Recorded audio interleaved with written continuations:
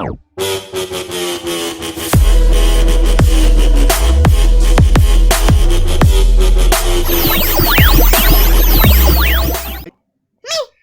everybody, welcome to Cake Burger. I'm Steve. I'm Mike.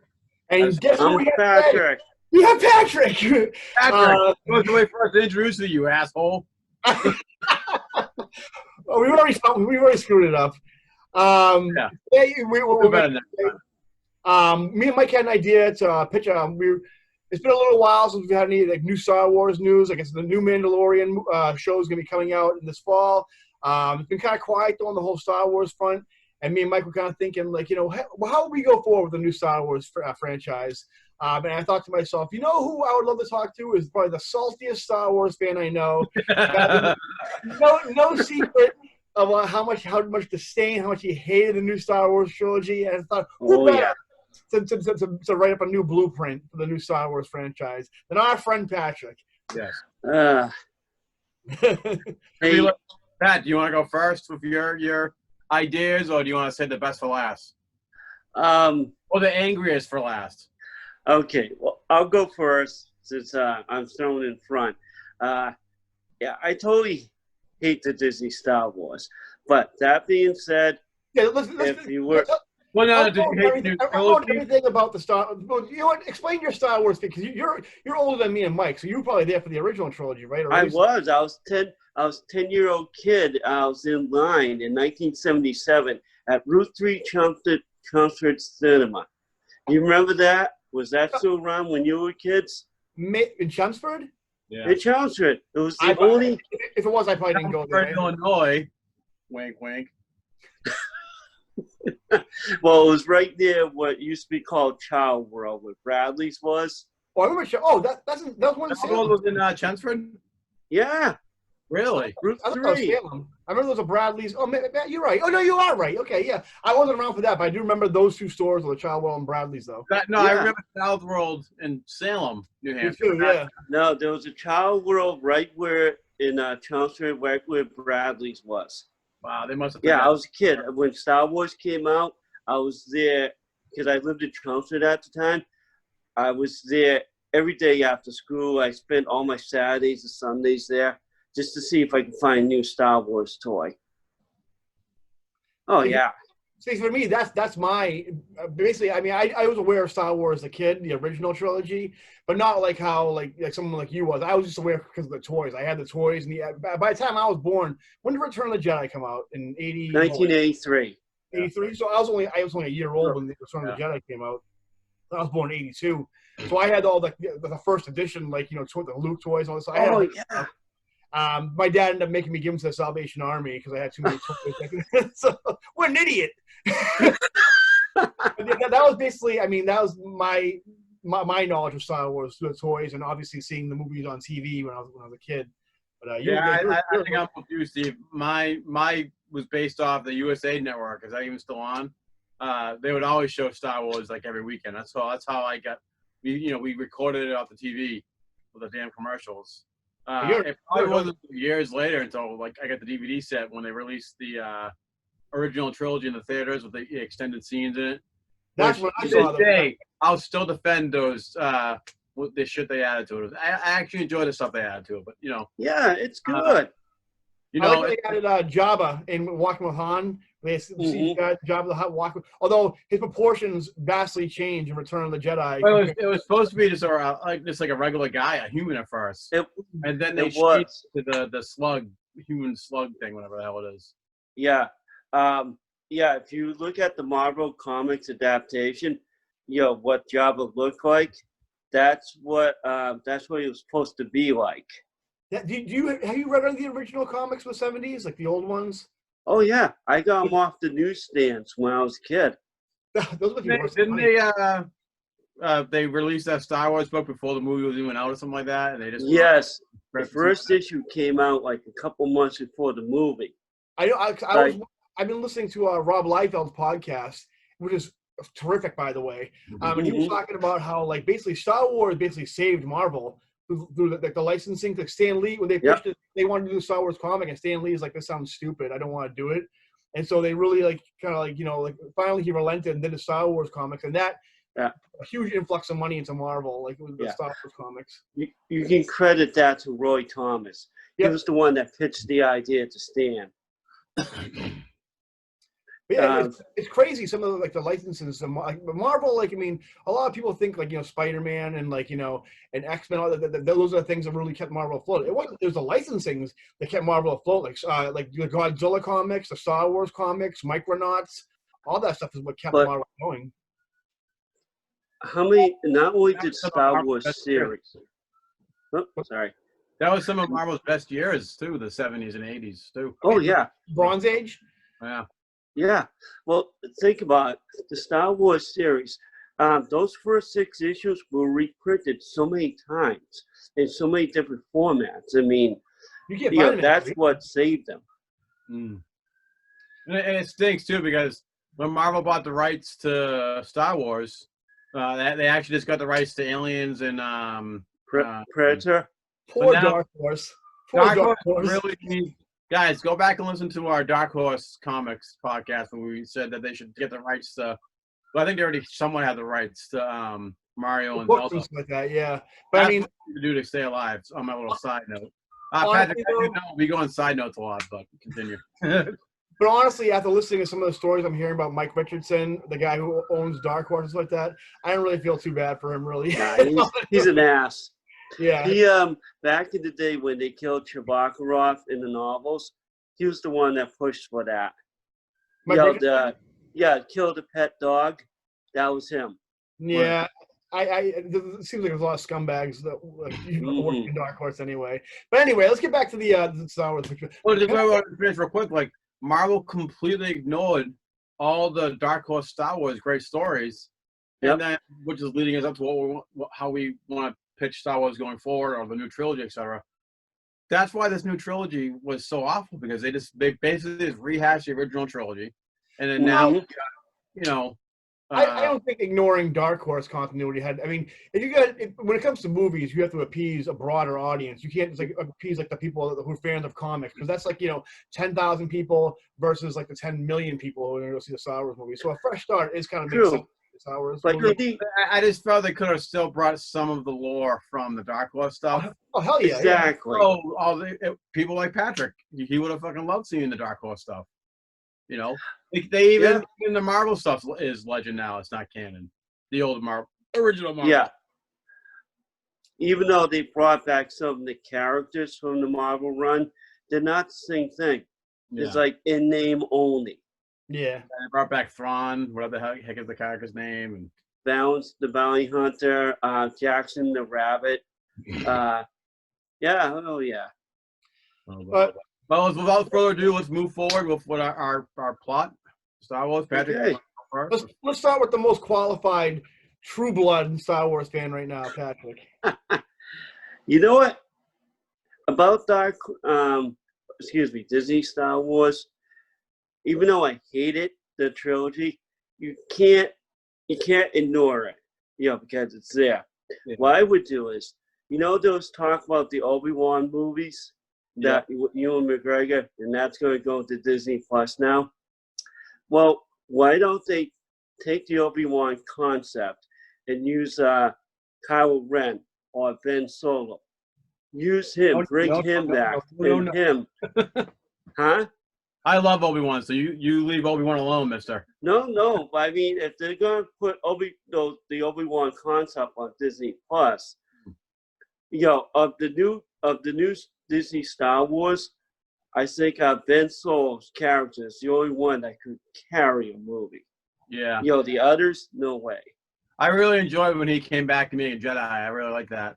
Mm-hmm. It kind of felt very ominous, it reminded me of the Dark Empire storyline where Luke goes to the dark side and then comes back to the light. For him, I think from what I remember, he just wanted to kind of understand the dark side and conquer it.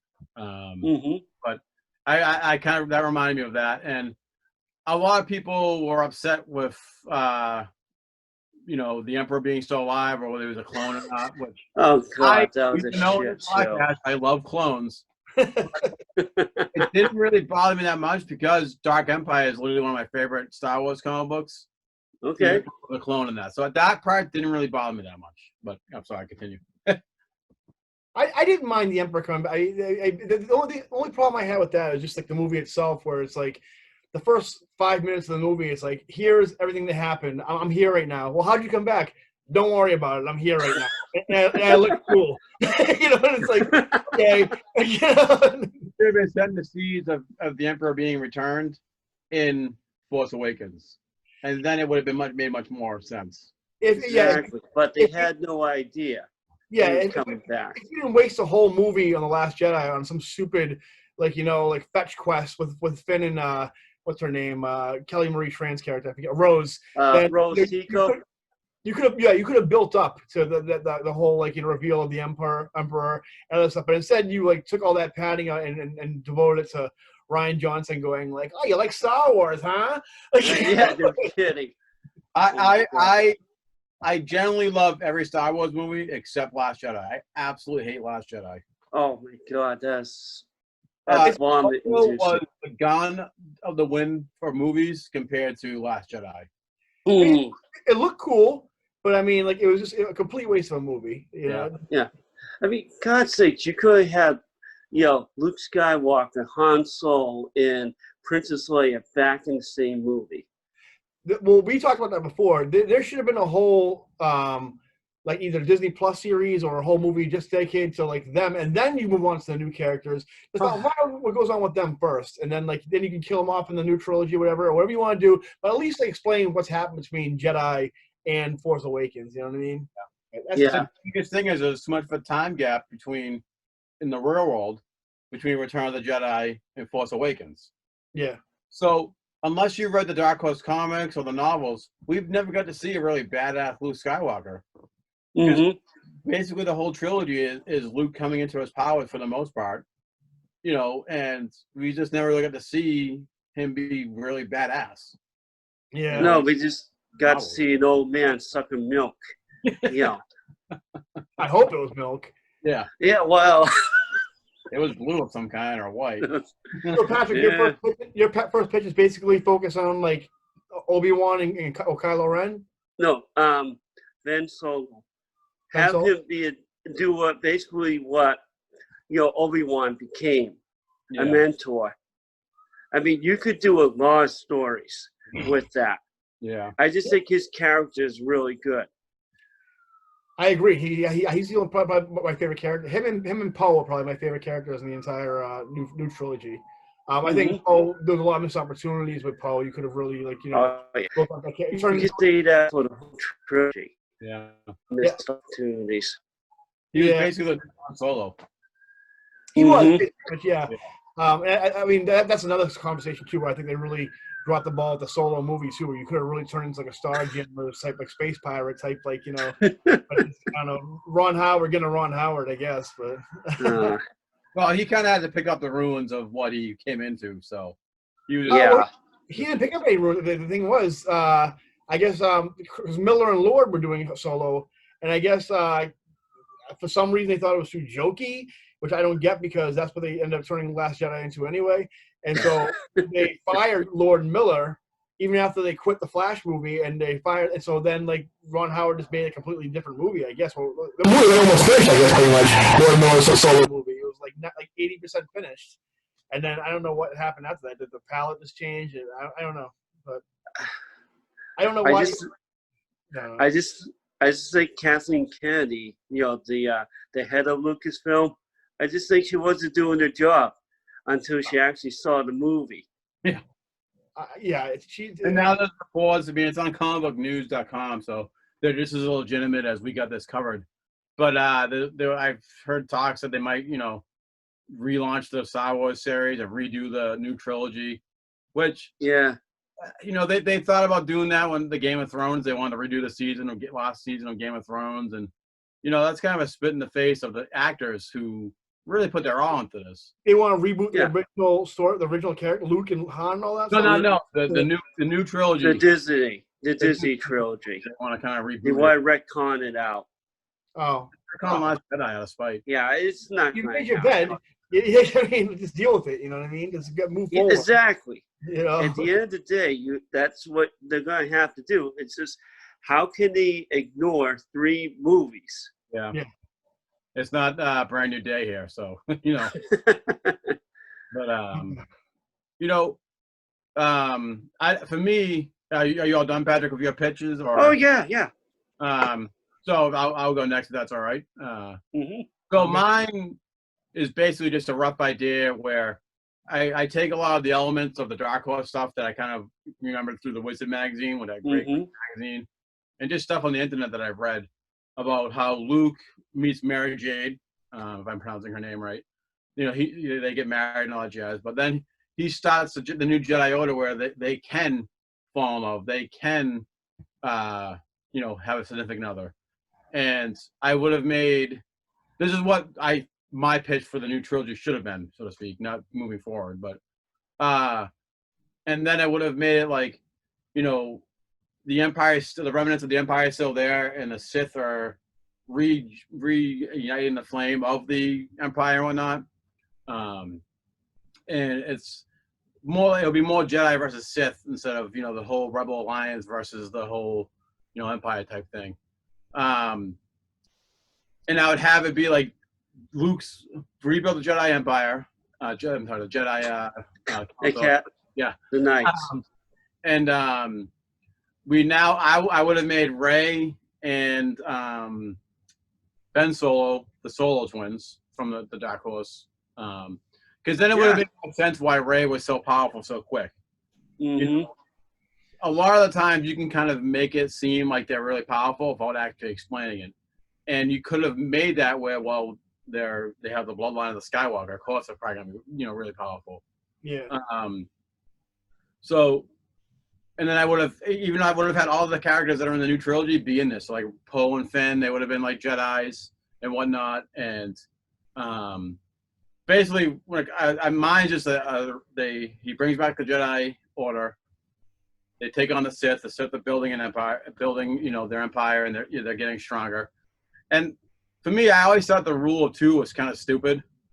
I mean, well, for the Sith, I mean, I don't think is it 2 or is it just it has to be balanced? It can be 1 and 1 or 2 and 2. It just has to always be balanced. I always got that you have a whole Jedi Order, and then there's Dark Force users as well, but it always made it seem like it was just the Master and the Apprentice, so to speak, with the Sith.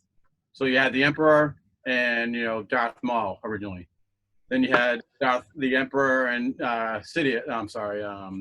Dooku. Yes, thank you. And that's always has been. It's always been like Sidious and the Emperor, or whatever his name was before he became the Emperor. I don't know the whole Palpatine. Star Wars. Palpatine. Yes, thank you. It seems like from the dawn of Jedi time and Sith time, it's always been the rule of 2 for the Sith. And I always thought that was kind of dumb. Like, you know, I understand that they have the dark side force wielders and whatnot, but wouldn't you want to build up your ranks? I mean, that's how I see it. So that's what my pitch would be. It'd be basically Luke builds up the Empire. The Empire builds up the Jedi Order, and it's the Jedi Order taking on the new Sith. I'd probably, since the Dark Empire was kind of like my favorite Star Wars book, where I'd have some elements in there instead of, you know, they made like little mini Death Star machines type things that were, you know, blowing up the Earth. I wouldn't really go down the route of Luke going to the dark side and coming back, or I'll just make a trilogy making fun of Boba Fett because he's kind of useless. But that's pretty much my thing. It would just be Luke building the Jedi Order. I didn't say it this time. Fighting the new wave of Sith, and that's all I would pretty much do. So it sounds to me like you're kind of like phasing out the Rebellion Empire thing and kind of replacing that with a Jedi and Sith. Because that's why I love the prequels so much, because it was more Jedi versus the Sith, and the Republic versus the New Republic versus, you know, the droid armies and all that. And I really enjoyed that part because it was more Jedi, you know, more badass Jedi fights instead of just, you know, the one lone Jedi left, Luke Skywalker, taking on, you know, the Emperor and Darth Vader. And they pretty much did that again in the new Disney trilogy. Rey was the last Jedi again, taking on, you know, So they did copy and paste a lot of the new trilogy from the original, and it's like Just a little bit. Oh, come on, just this much. No, I see the destroyed Death Star on the back of Steve. I'm really shocked they didn't do that in the third movie where that destroyed planet was kind of still operating, and they. I bet you it killed him not to do it though. I bet you wanted to do it. But, yeah, I think J.J. Abrams may have taken a cue or two off Spielberg and Lucas. Oh no, really? Career, yeah. That and mystery boxes. Yeah, I know. The bunker. Yeah, that sounds cool. My idea, like I said, killed off Luke in that, it would have meant something. Yeah, Exactly. But I would have killed him off at the end, not in the beginning. yeah. I mean, honestly, like Hamill's getting older and stuff like that. He looks really rough right now, and a lot. Obviously. Harrison Ford wants nothing to do with it, and Carrie Fisher, she's not with us anymore. So I would have liked though for some series to kind of fill the gap. But even now they can still do it. Like some series kind of fill the gap between different stories, like how Road One was kind of fill the gap between like episodes. I wouldn't mind a few like shows like that, like As far I think my favorite part of the Last Jedi movie, the last Star Wars movie, is when they showed the CGI young Luke and Leia training. I did not like that at all. It was kind of creepy, but I liked it because you got to see a younger Luke training and rebuilding the Jedi Order. I'd like to see that movie, but with maybe different actors, because that was like watching a PlayStation 2 game. Very jarring scene. Exactly.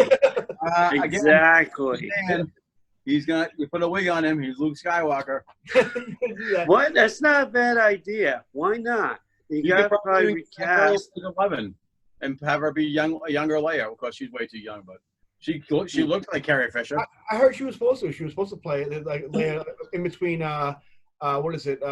Revenge of the Sith and New Hope. They were going to explain her like story between that. That'd been kind of cool. She looks like she looks the part. I like her. If we're going to get a younger Luke Star Wars stories, I don't want it to take place between Revenge of the Sith and New Hope. I don't care about Farm Boy Luke. I think if I want to see a younger Luke, I want it to take place after Return of the Jedi. And watching The Mandalorian want that more. Like, what are they doing between now and Force Awakens? I think a lot of people want to see more of the scum and villainy of the Star Wars universe. That's definitely something people are interested in. I don't know. I think Sebastian Stan, why not? Mike has a good idea. Make a young Luke with Sebastian Stan as Luke Skywalker on Disney Plus series. If you do it right, people will love it. Yeah. I have I actually have two pitches. I have a pitch for movie franchise going forward and a Disney Plus series. I'll do my movie one because it's very rough and pretty easy to explain. Basically, mine, like we talked about before, moving forward and not trying to like erase things that already happened or retcon things. Mine would take place at least 10,000 years in the future. You'd be on like you start the movie on some planet. The whole thing with like the Jedi and the Sith, like life has like moved on past that. Where they kind of like diluted it out of the system. Where there's no more people who are force sensitive, which is apparently a thing now. Midichlorians don't exist anymore. In the Last Jedi, with a little kid cut the broom like this, and he grabbed it. Yeah, that's not that doesn't exist anymore. And you also have a thing where people kind of realize like, hey, maybe this we should kind of do our own thing as far as galaxies go. We should be galaxy hopping all the time and sharing each other's technology, whatever. So you have it basically so people are kind of like almost how it is now, where not quarantine, but people aren't supposed to be going to different galaxies and stuff like that. Every 100 years or whatever. And this is kind of I'm kind of a visual guy, so I don't really have a lot of story beats. I have more kind of visual cues that I have ideas for. But every 100 years, you see in the space, whatever, the sky literally just kind of breaks open, and it's almost like where the world breaks open and beyond is almost not the heavens, but something beyond where our world is pretty much. And then it's kind of cool seeing the northern lights, whatever, and then people watch it and then it closes up and it's gone again for another 100 years. When my movie takes place, it closes up, and when it closes up, you see one little sparkle thing come down from where the cracks were, and you just kind of almost like the feather scene in Forrest Gump, where it just kind of goes down there, and it just lands on one kid while he's sleeping, and he kind of just shoots him up. And then, like, you kind of start this whole, like, where he becomes the first person who's been Force sensitive in the past, like, 10,000 years. And the movie takes place where, like, he knows, like, that there's something out there besides just what's going on around him. And so you kind of go on these fetch quests to kind of, like, rebuild, like, find out more knowledge of what happened before with the Jedi and the Sith and stuff like that. In the end of the first movie, you would actually go to some planet, and you'd find, like, there'd be some kind of, like, not paleontology, but people like a dig site, and you'd find an old fossilized R2D2, and you'd have, like, the chip with C-3PO's memory, which pretty much cataloged everything from, like, the prequels up until, like, the Disney trilogy. And so they'd be trying to they'd find out all that stuff, the story behind that. And by the end of the first movie or the second movie, you'd find out there's, like we said before, I know you said, like, you like the balance thing, how that'd be 2 and 2, but you find out there's one person who's, like, also Force sensitive, but it's in the dark side. And that's how you set. That's, like, kind of my rough idea how I'd set up my trilogy. How you basically be rebuilding what came before, like, now 10,000 years after it doesn't exist anymore. And you kind of be like, they're not supposed to be going to other galaxies, but obviously they're going to go to other galaxies and go on these, like, fetch quests to kind of, like, rebuild everything and kind of, like, rebuild that lore again as far as the Jedi goes. That's my idea for a trilogy. I think it'd be kind of cool. It's not from scratch. I like it. My idea for a Disney Plus series would basically be how much the prequels for me were, like, my original trilogy. Those ones I saw in theater, and I like I said before, I only knew Star Wars for the toys and merchandise. But the hype, when I found out, like, Star Wars was, like, an event, and, like, the hype and, like, the community of Star Wars, when I went to see the prequels in the theaters for the first time. So what I would do is, as much as I enjoyed those, I would go even further back with, like, Mace Windu and Yoda. Yeah. And, I would show them actually the very first Jedi, how they actually build the Jedi Council and build the Jedi, like, worlds like that, and, like, I like that better. Yeah, and the wars that took place before, like, like the prequels, and, like, between the Sith and, like, the original, where there was many more Sith rather than just, like, Palpatine and a few others here and there. It was, like, a full on, like, that was, like how Mike said, like, how he wanted to build, like, a Jedi Sith, like, like factions. Basically, how, like, the universe is caught between this war between the Sith and the Jedi, pretty much before. I believe the Clone Wars cartoon had Sith dark side wielders. I think Count Dooku had an apprentice as well. He did, yeah. Well, Dooku was Yoda. I might keep calling Yoda. Was Yoda's apprentice originally, but I would like it so basically you make it so the world is pretty much like it's the Jedi and the Sith world, and we're all just living in it. Like, we're all just trying to avoid, like, the everything else. I think that'd be kind of cool for a Disney Plus series. I mean, yeah, that's pretty cool. Because I'm more of a fan of the Sith versus Jedi instead of the Rebel Alliance versus the Empire. It was great in the original trilogy, but it pretty much ended for me in Return of the Jedi. And I know I mentioned, the Sith are going to kind of bring it back to the Empire, but the Empire is more of a Force sensitive empire, so to speak. I'm like most people, where I'm not deep lore into the comics. Like I don't read much of my knowledge is basically the cartoons and the movies, and that's pretty much it. The extent of my knowledge is the Nintendo 64 games, the Rogue Squadron games, Shadows of the Empire, Shadows of the Empire novel and comic book, and Dark Empire. And pretty much just any other Star Wars game. The Force Unleashed was a really badass game. Oh, yeah. That would have been great if we get to see that trilogy end. But yeah, the extent of my Star Wars knowledge is just that. And, I've been trying to read some of the stuff online on the website that I read stuff from. A lot of the Dark Horse stuff, because that's really what Dark Horse all he had. I am currently reading the Kenobi book novel. It's really boring because he's barely even in it. Kenobi's, it's like an old Western on Tatooine, and then Kenobi's here there once in a while. So I'm sure I'll get more into it. He's in it more often, but it's just really boring right now. Really? Which book is that? Is that the one with Qui-Gon Jinn on the cover? No, it's just called Kenobi, and it's an older, somewhat Kenobi. And these events take place as he's dropping Luke off to his aunt and uncle. Tatooine? Yeah. So this takes place when Luke's still a baby, and I think there's some type of like a civil war going on between.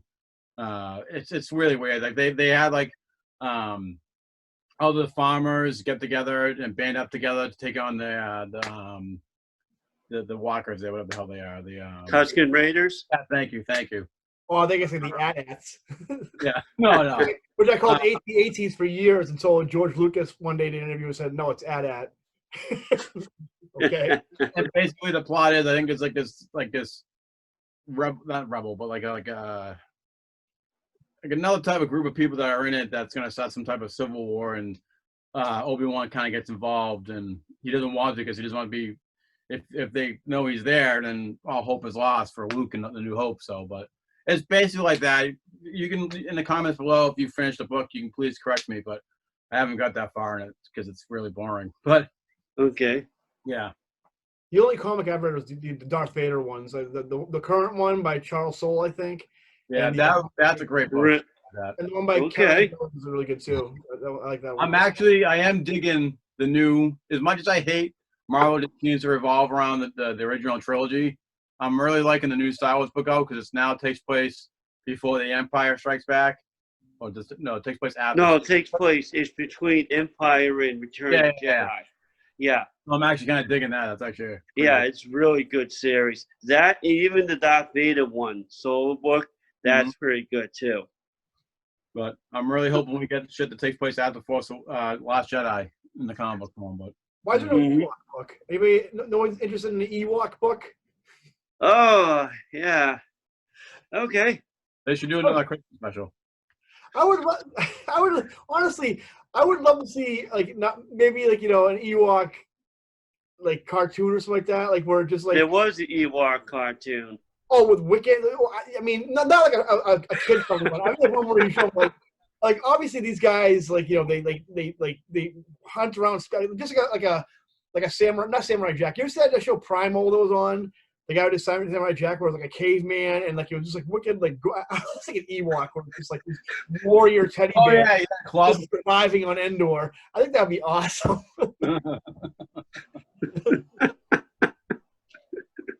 Like do like 300 with the Ewoks. I have like whoever was like the Outlanders before the Ewoks and how they kind of turn things around. That'd be awesome. Not as yeah. Not as gay. I don't know if that's possible. 300 was really gay. So yeah, I mean those are our pitch. I mean that's our pitches, I guess, for a new Star Wars trilogy. Yeah. Disney. I mean, I know you're watching. Just pick one. Yeah. Just say thank you. That's all. That's all I want. Public. Let's get this Star Wars Obi-Wan Kenobi Disney Plus shit out. I've been waiting. I can't wait. No kidding. The one thing that the fans want to see, and Disney just can't get their act together. Yeah. Yeah, I mean it's a tough time right now. I don't think anybody's shooting anything or making anything right now. I think they have to focus on the first 14 Marvel shows they announced they haven't finished yet first, and then work on the Star Wars shows. Right before this pandemic happened, they kind of closed the set on Kenobi, and they kind of sent everyone home. Did. They got to redo the script. Yeah, they plagued problems. I think a little bit the Kenobi show as far as them being able to pin down an actual direction for that thing. I heard there's been a lot of problems on set with the Kenobi show. But not Ewan McGregor. He's Britain's sweetheart. He's not really America's sweetheart because he's from England. So he's Scottish. I'd like to say they're part of the UK. I'd like to say hurry up because McGregor's not getting any prettier, but that'd be a lie. He's a fine wine. Yeah, right. I think he was only like 28 or 25 or something like that when he first did episode 1. He was really young. I was actually watching a documentary because Joel Schumacher just passed away, and they were doing a documentary on Forever and Batman and Robin, and they were saying how Ewan McGregor he met with Ewan McGregor for the part of Robin, and it was funny because they made a casting call for all these guys who have these huge careers now for Robin, and Joel Schumacher was like the only person I had in mind was Chris O'Donnell. So I don't know. I mean, they had these casting meetings, but Chris was getting the part either way. Everyone wants an adult teenage Robin. Adult 20-year-old Robin. A 30-year-old orphan. Batman Robin. The gayest superhero movie ever. Listen. I know we're talking about Star Wars, but I can go for a tangent a minute.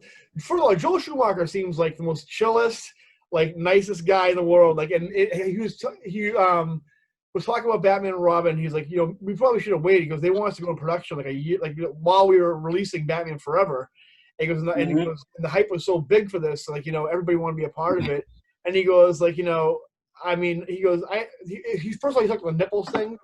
He goes, if I would have known how taboo, like, the nipples on a man were, I would have never put them on there. He goes, but honestly, he goes, putting nipples on the bat suit never even occurred to me not to do it. He goes, because the whole like, it was like based on like Greek, like, if you sculpted perfect bodies and stuff like that. He goes, yeah. Nipples on there. And he goes, but I mean, now, he was looking at the reaction. He goes, I don't know why. Listen, we were teenage, me and Steve were teenage boys then, young teenage boys. Oh, yeah. 12, 13, 14 years old. Alicia Silverstone was pretty hot back then. Why so was Uma Thurman. Ellie McPherson was in the movie, but still the gayest Batman movie ever. I love it. I don't know why. There's no reason why half the Marvel movies get a pass, but Batman and Robin doesn't, because they're both just as ridiculous. Guardians of the Galaxy take just as many liberties and stupid, like, choices just as much as Batman and Robin did. And the other thing too was Joel Schumacher said, he goes, hey, when he was talking about the movie, he goes, I know people saw Batman Forever, they were expecting maybe to go in a darker direction. He's like, I'm sorry, we made a fun movie, I guess. He goes, that's like, he goes, like, and he basically say, he goes, it's a fucking cartoon. And he goes, I'm sorry, like, I didn't take it. It felt more like a somewhat more adult version of the Adam West Batman. Yeah, absolutely. I got a lot of hate for it, but I absolutely hate the Adam West Batman show. Really? I love it because Adam West show was such a product of its time. There was nothing like that before. When I see Batman dancing like this and like this, I'm like, all right. Granted, if it is that was a dance back in the 60s or 70s, whenever that god-awful 60s came out. Well, you're a fan of the Titans show, aren't you? Doesn't the Titans Batman do that dance at one point? The Titans Bruce Wayne? Oh, yeah, but that was Dick Grayson's, he was imagining that the whole time. So I let that slide, but like, and I remember as a kid when that came out, I absolutely loved it, and I tried rewatching it as a full-grown adult, and I couldn't get past the Batskates. And I hate the Lego Batman games because they're so repetitive and whatnot. But dear God, when I was a kid, I was when I saw Batman and Robin, it was 97, I think. So I was probably like a teenager, like a young teenager, probably like maybe like 15, 16 years old. Yeah. So for me, I was in like my teenage edgelord, like everything has to be like serious. And so I was very offended when I saw Batman and Robin in theaters. That was the first movie I walked out of. Now I look back on it and it's like, if you're still angry about like a fucking Batman movie, then like you're taking this shit way too seriously. Because like you can't say like Brave and the Bold. Because I mean, to me, all those Batman movies kind of represent different eras of Batman. The first Batman movie is very like year one, very like 30s Batman. Batman Returns is very 90s Batman. Batman Forever is very like 60s Batman, and Batman and Robin is very like 60s 70s like around the time of the show like Batman. They're all representations back in the comics. Well, it's kind of funny that you said that. Like that's kind of the same can be said for the Star Wars. The original trilogy is Patrick's movies. For me and Steve, it's the prequels. And now this generation, which they actually enjoyed the new movies. I don't know how anyone can enjoy Last Jedi. I'll fucking listen. I disagree. I think 10 years from now, the Disney Star Wars stuff is going to be laughed at, but not by guys like us, by even people like teenagers now. They'll laugh. I didn't even blame the characters. I didn't mind any of the characters. A lot of people had a problem with that Rose lady, Tico, and I didn't mind any of the characters. I did enjoy the characters, but who wouldn't want to sign on to do a Star Wars movie as an actor? Well, exactly. I don't think many people do. Well, not maybe now, but you've had actors. Fucking Daniel Craig was in the new Star Wars movie. Yeah, he was a stormtrooper. So was Prince William and Harry. Guys who wanted to be in the movie just to say I was in a Star Wars movie. Yeah. You know, they'd be dumb not to sign on, but you know, they just got a crappy movie, you know, from Marvel. I'm sorry, Disney. You know, crappy series, I think. You know, I mean, I did enjoy Force Awakens. That is my favorite out of the new trilogy. Yeah, that was. Well, yeah, that was good. And I did Rise of Skywalker, which the title made no sense.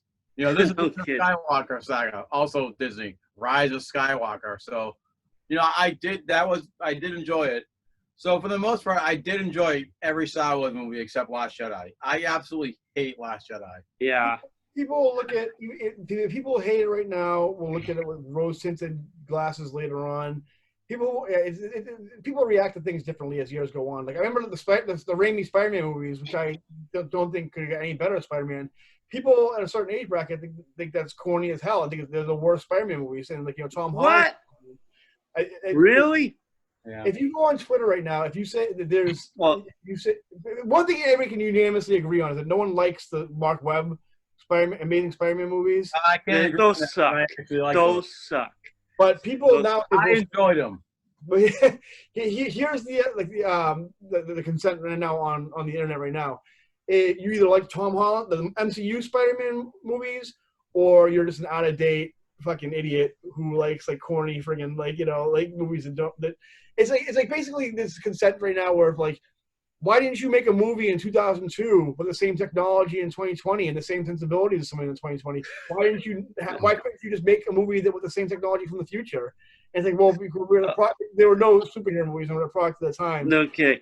Yeah. So I thought the whole Batman actor drama, like who's the best Batman, was bad. Dear God, I've liked so many Spider-Man groups on Facebook. I actually had to like get away from it because there is no. I did enjoy every Spider-Man movie. I do agree the Amazing movies were the weakest of all of them, but I enjoyed them. There were parts that I enjoyed about it. That's another whole thing I can get into for another podcast. But I liked every actor who played it. The roles. I think Andrew Garfield just got a bad rap for not too great movies. You know. Yeah. I mean, if we're talking comic book accuracy, he was the most comic book accurate Spider-Man. Yeah.